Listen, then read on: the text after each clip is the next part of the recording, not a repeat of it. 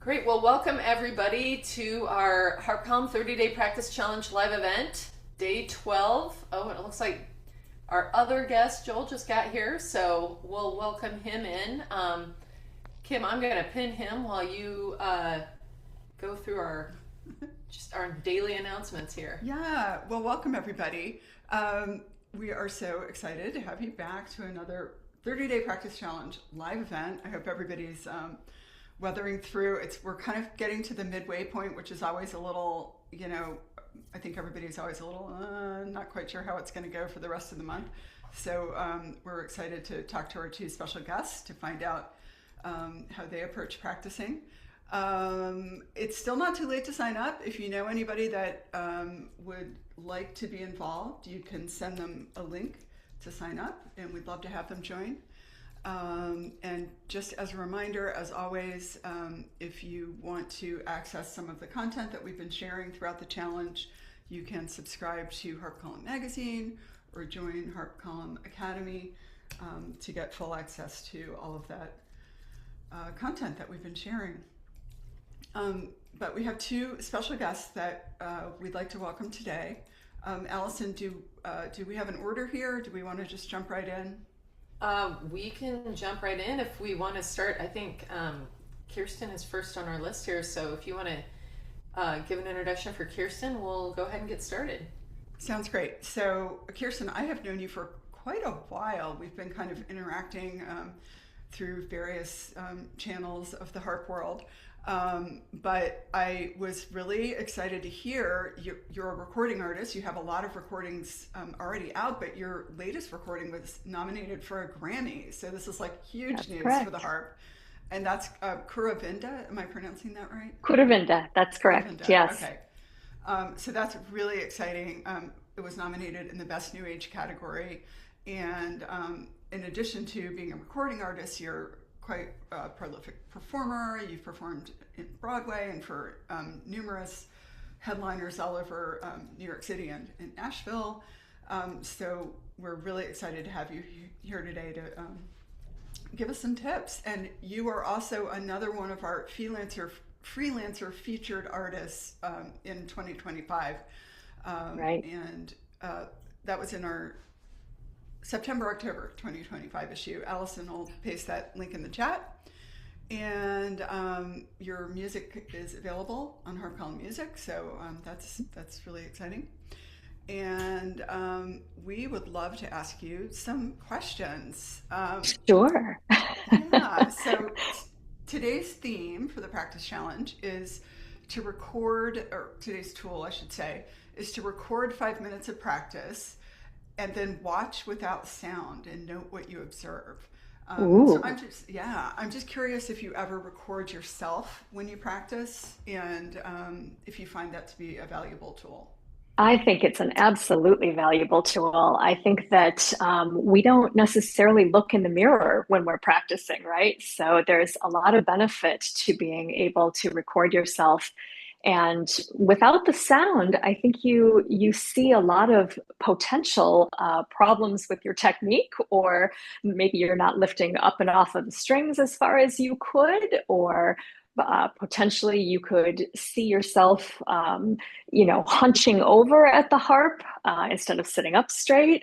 There's lots of things that I think without sound you visually can work with, and maybe it'll be a surprise to you to learn what you see as opposed to what you would normally hear if the sound was on. Yeah, that is so true.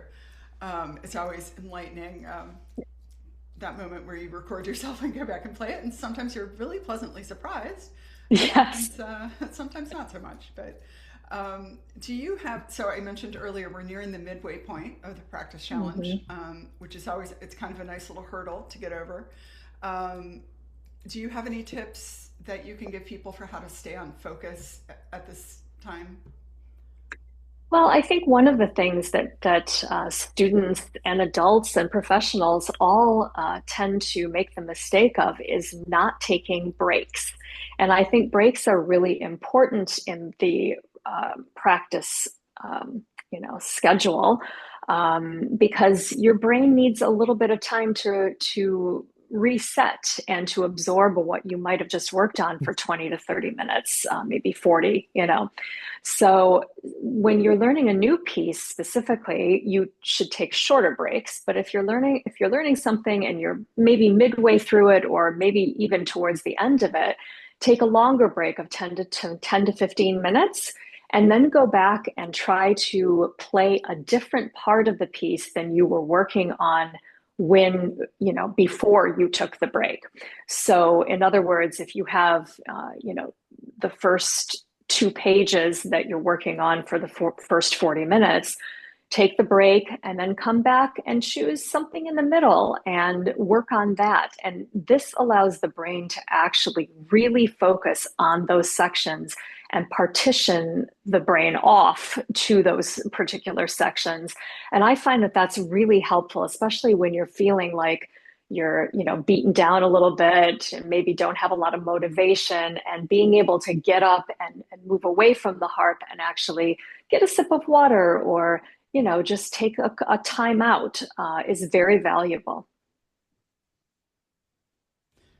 Yeah, so true. Kirsten, we have a question in the chat. Sure. Somebody asked, how do you evaluate recordings of yourself without judgment? Sometimes viewing a recording can be discouraging when you notice mistakes.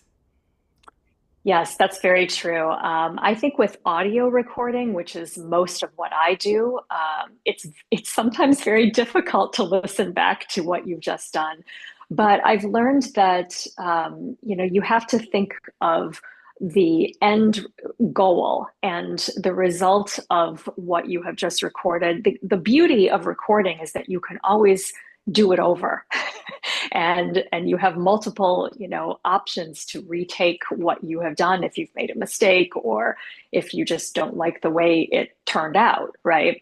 But I think I've learned personally to really embrace what I hear back, and I'm very judgmental at first.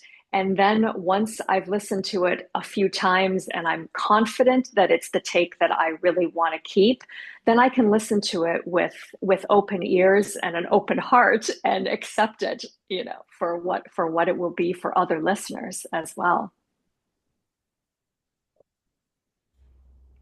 Great. That's great advice. Kirsten, you are a busy person with all you have going on. How do you find time to practice? How do you recommend for anyone with a busy schedule that you make time? Well, I think you can always, you know, to me, it's the same as building in meditation into my schedule. You can find 20 minutes or 30 minutes a day to work in a practice session, even if you are on the go and have lots going on. I find that I'm most productive in the morning. So for me personally, it makes a lot more sense for me to get up in the morning, have my, you know, morning drink, coffee, tea, whatever, and walk the dog, and then come home and get right into the studio and start working on whatever it is that I need to be preparing for. Um, and sometimes, you know, I'll break it up, like I mentioned earlier, with a break and go work out and then come back, maybe take a shower and then come back and spend a little bit more time and try to do as much as I can, you know, on days when I'm really busy. But then on other days, you know, when there's less going on, it's a lot easier to do longer periods of time. And then, of course, you know, taking those breaks when needed. So, you know, I work it out. It's just a matter of budgeting your time, I think, and knowing what you can achieve within a shorter period of time. So, for instance, if I only have 20 minutes, I'm not going to start at the beginning of the piece and run it from the upper left corner. I am going to probably choose a section that I'm struggling with, or that maybe needs to be up to tempo, and you know, whatever the case may be. focusing on those micro practicing sessions, I think really does help you learn the piece faster, even. So it's good to be able to start in the middle of the piece or any section where you're having a difficulty and really concentrate on just those measures or lines. And then you can piece it together like a jigsaw puzzle and put the whole piece back together again. But when you have limited time, the micro practicing is really important. I love that advice, Kirsten.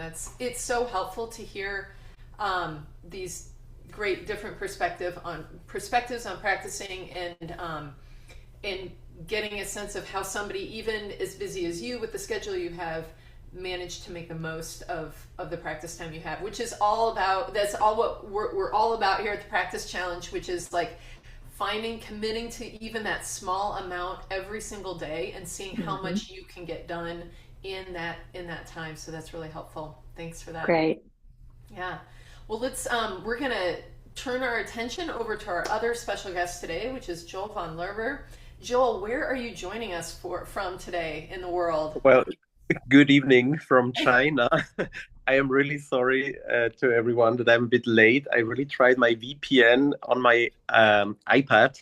So I'm currently on my phone and this works. So I'm sorry if it's a bit shaky. But yeah, thank you for having me. Yeah, thanks for joining us. Yeah, of course. It's 1 a.m, so I'm like I'm slowly going to bed. Oh my goodness, this is commitment to the Practice Challenge. Well, we appreciate you staying up late for us. Yeah, actually, I calculated it wrong because I thought it was midnight, but we don't have daylight saving here. So. Oh, right. Okay. It's always tricky when you're trying to calculate those time changes and differences. Well, yeah. we really appreciate you staying up late for us. For those of you who don't know Joel, he is an international performer and recording artist. He is currently, as you just heard, he is in China. He teaches at the University of Hong Kong in Shenzhen. And Joel was graced our cover last year. We'll put the link in the chat. But he was in our March-April 2025 issue. And we had a great conversation about Joel's life as a freelancer. He has just a wild travel schedule and performing schedule all over Europe, all over Asia. He's everywhere. And we also featured him a few years ago in our January-February 2023 issue, our job shadow profile. Sorry, I had the wrong issue. September-October 2022 job profile. About his time playing on a cruise ship, which was a really fun profile that we did. So we'll put that link in the chat as well. But Joel, I want to ask you some of the same things that we talked to Kirsten about. Just starting out with, how do you use recording yourself in your own practicing?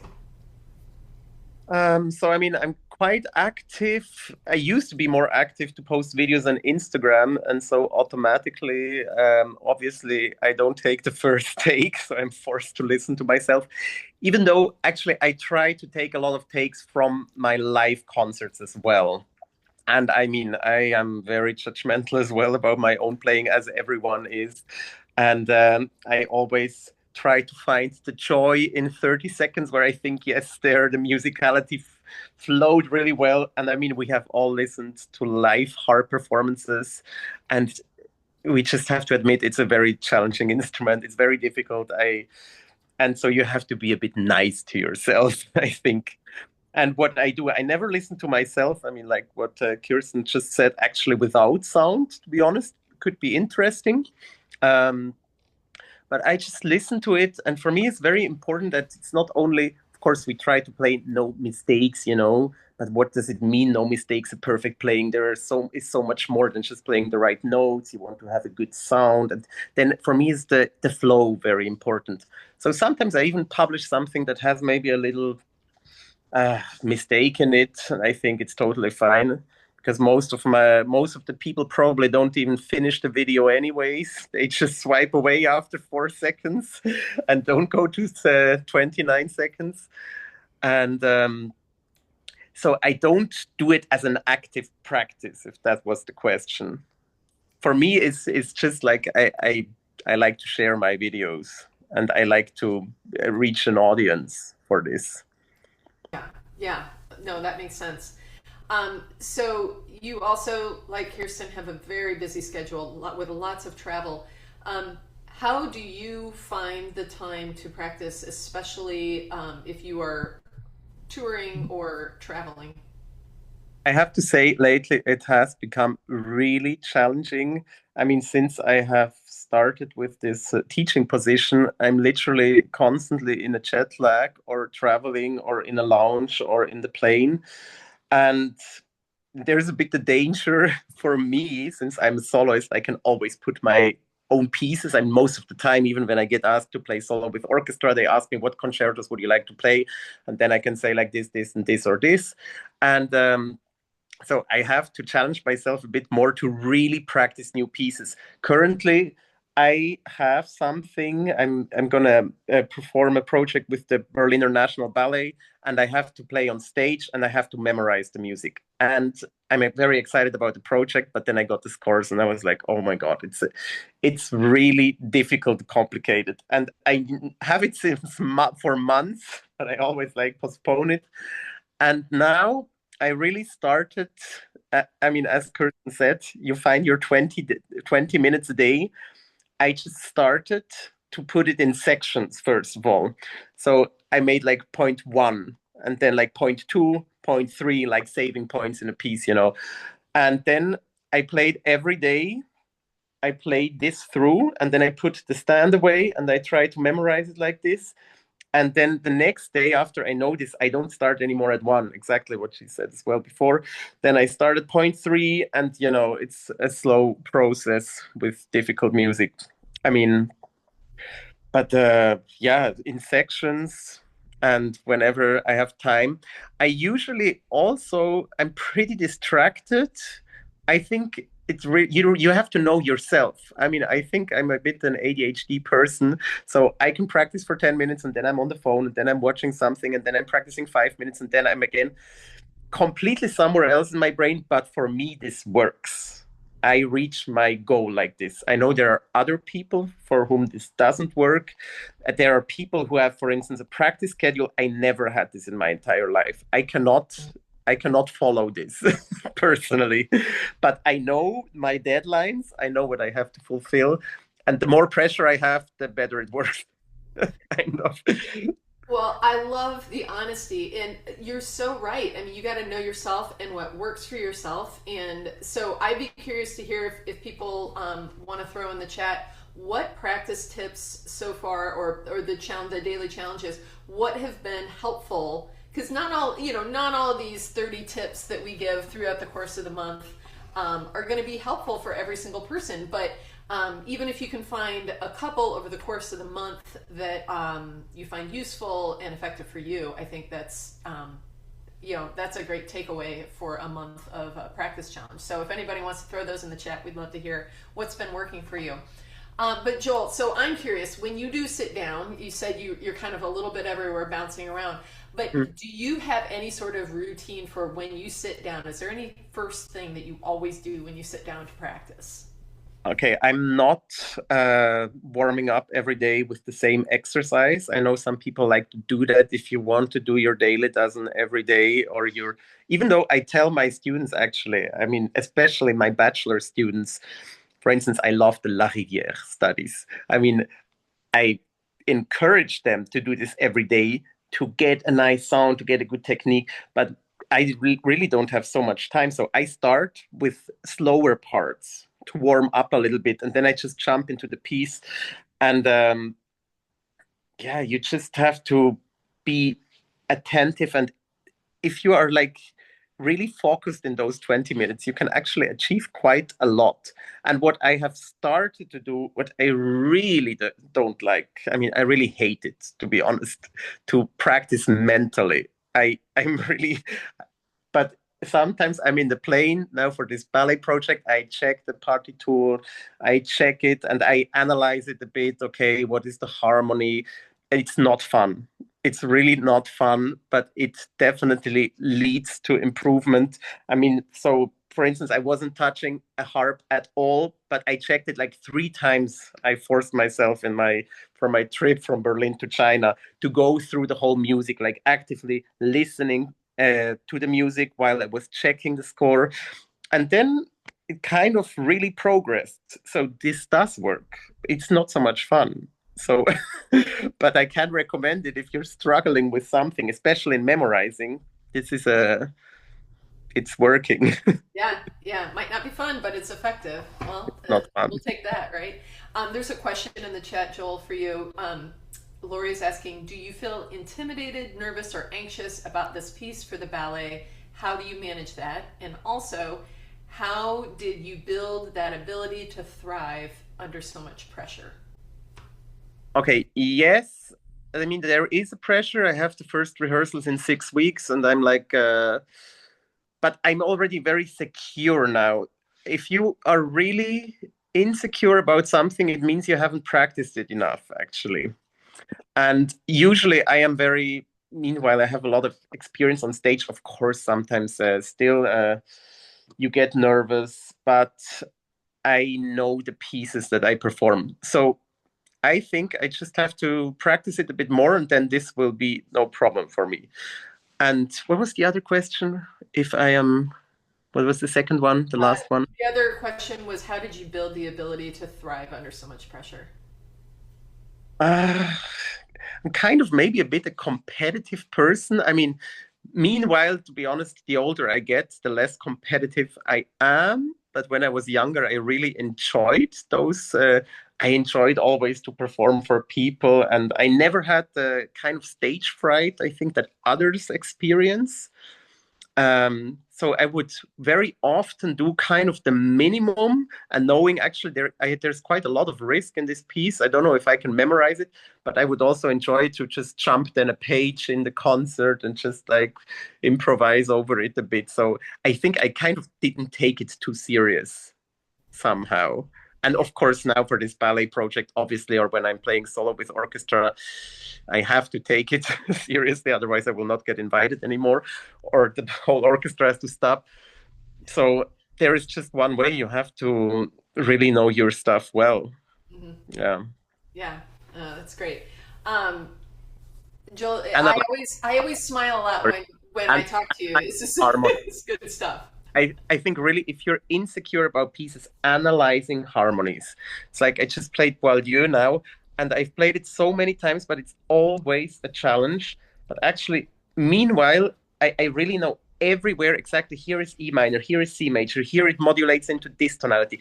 I just have this harmonic scheme. I'm not like the French people who can say la bemol, si bemol, re bemol, and like there's people who can say every note. Yeah. I could never do that. I mean, especially in fast runs, I think it doesn't even help you because your brain cannot process all this. But I know everywhere my harmonic structure. So if you play a piece by heart, you have to know where does it modulate to. Yeah, that's great advice. Great advice. Okay, we are going to try to wrap things up so people can get back to their practicing for the day. But Joel, do you have a practice tip that you would give our 30-day practice challenge participants that will help them see this through till the end of the month? Okay, so I practice the most difficult thing I practice first. I don't practice so often in the morning when I'm at home and I have a harp there. Yes, and now my harp is at the university. The first thing you do is the thing you hate the most. That really helps already a lot. And I've never been a big fan of practicing hands separately. It depends, of course, on which stage of harp playing you are, but the more advanced you become, I think I prefer to do everything immediately at the same time, maybe slow, but do it at the same time. Unless something really doesn't work, then you can try. But try from the very beginning also to incorporate everything that is written there, all the dynamics, all the tempi, to understand what is here, the mood. This saves you a lot of time, because if you just play everything so la la, and then after you have played it 100,000 times, in a wrong dynamic, it's very difficult to change. So first of all, take the stuff that is most difficult, take it slow, but our hands together, but really as it's written. Yeah, great advice. Thanks, Joel. Kirsten, do you have one kind of last practice tip you want to leave everybody with? Well, one thing I really like to do personally, and this is something I teach my students as well, is the repetitive fix it, which is to play something that you can't seem to, if you're playing a wrong note in a passage, for instance. The more that you play it wrong, like Joel just said, the more likely you are to keep playing it wrong, right? So my theory and the way that I try to work through that is to play play that section a minimum of 5 times in a row correctly, which means that if you make that same mistake, you have to go back to 0 and start again. And until you can play it the passage through without making that same mistake 5 times in a row, then you've passed and you can continue. So I think that's a really good way of making sure that you're giving that little pathway in your brain the right note as opposed to the wrong one. What was your maximum of repetitions? Well, I think it depends on how difficult or I don't know, like how bad the problem was, right? No, it's a great advice. So my ex-professor Maria Graf, she said, you have to play it 10 times and it has to be 10 out of 10 times. And she's like, yeah. Otherwise, it's just luck. I think 5 is the minimum. So I agree with her in the sense that 10 is probably even better, but 5 is the minimum. So. Yeah, it's great if you manage to play 5 times the section perfect. Yeah. Yeah, exactly. Yeah, absolutely. Well, this has given us some great advice, some great tools to use in our practicing for the 30-day challenge and beyond. So thank you both, Joel and Kirsten. This has been terrific. Anything else to add? Anything else that we haven't talked about you want to leave our participants with? Well, I just want to say, everyone, enjoy the music. Don't kill yourself with all the practice.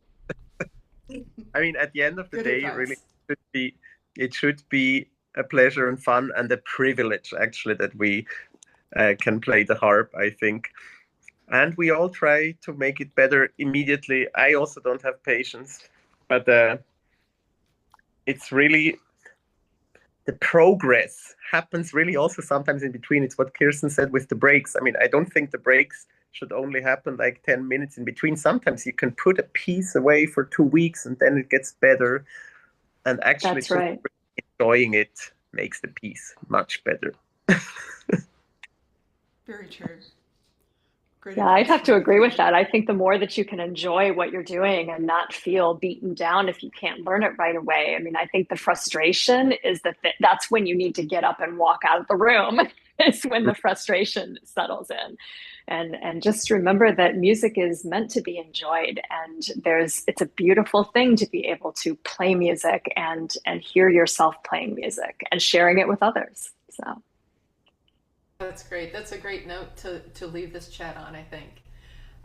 So thank you both, Kirsten and Joel, for joining us today. Thank you so much. Thank you, everybody who came and listened today. Our next live event is going to be next Monday, January 19th at noon Eastern Time, or 1 in the morning if you are in China with Joel.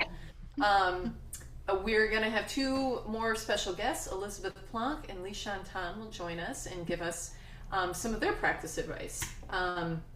And Kim, anything else to add? I think that's it. If you are missing any of the chats, we are putting them on our YouTube page, so you can visit us there to see replays of all of this year's chats. Great. Yeah, I just put that link in the chat so you can take a look at that if you've missed any or if you can't make our next one. So thank you all for joining us today. Thanks again, Kirsten and Joel. Thank you for having us. Bye. All right. Goodbye, everybody. Thank you. Bye.